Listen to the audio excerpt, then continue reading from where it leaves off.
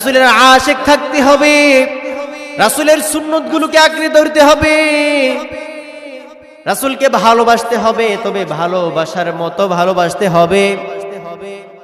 আপনার খেয়াল করে দেখবেন, আমরা আহলে সুন্নাত ওয়াল জামাআত দাবি করি, ঠিক কথা, কিন্তু মুখের মধ্যে দাড়ি নাই, আছে না নাই? আর আওয়াজ দিয়ে বলেন আছে না নাই? মাথা থেকে নিয়ে পা পর্যন্ত আপনার যদি রাসূলের সাথে সম্পর্ক থাকে, তাহলে আপনার সব সময় টুপি থাকবে, টুপির সাথে পাগড়ি থাকবে, আপনার দাড়ি থাকবে, রাসূলের সুন্নাত আপনার সাথে থাকবে, মেসওয়াক থাকবে, কোরআনের আয়াত আপনার সব সময় থাকবে, রাসূলের প্রতি ভালোবাসা থাকবে। রাসূলের বিরুদ্ধে যদি কোনো কেউ কথা বলে, তার গর্দানকে আলাদা করার মতন একটা তাকাজা থাকবে, ঈমানে বল থাকবে, আল্লাহর শানে ভালোবাসা থাকবে। এমনি ভাবে যদি আপনার লাইফকে আপনি পরিচালনা করতে পারেন, তাহলে দুনিয়া ও আখিরাতের কল্যাণ আমার আল্লাহ পাক রব্বুল আলামিন আপনাকে দিয়ে দিবে। পড়েন সুবহানাল্লাহ।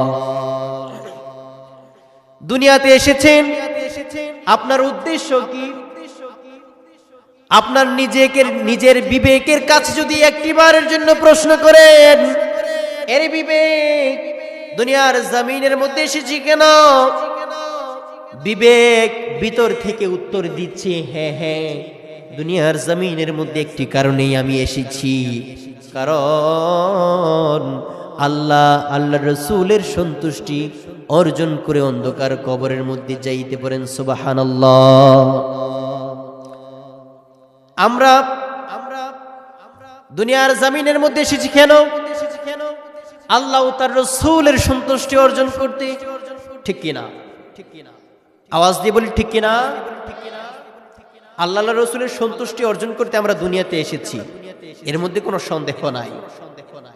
তো আল্লাহ রাসূল সাল্লাল্লাহু আলাইহি ওয়াসাল্লাম, আল্লাহ তার রাসূলের মাধ্যমে আমাদেরকে দ্বীন শিক্ষা দিয়েছেন, আমাদেরকে কোরআনের শিক্ষা দিয়েছেন, আল্লাহ রাসূলের সুন্নতের শিক্ষা দিয়েছেন, ৬৩ বছরের জিন্দেগীর শিক্ষা আমাদেরকে দিয়েছেন, আহলে বায়াতদের প্রতি মুহাব্বত ভালোবাসার শিক্ষা দিয়েছেন, আমাদেরকে আদব শিক্ষা দিয়েছেন, মা বাবাদেরকে সম্মান শ্রদ্ধার শিক্ষা দিয়েছেন, মুরব্বীদের সাথে আদবের শিক্ষা দিয়েছেন।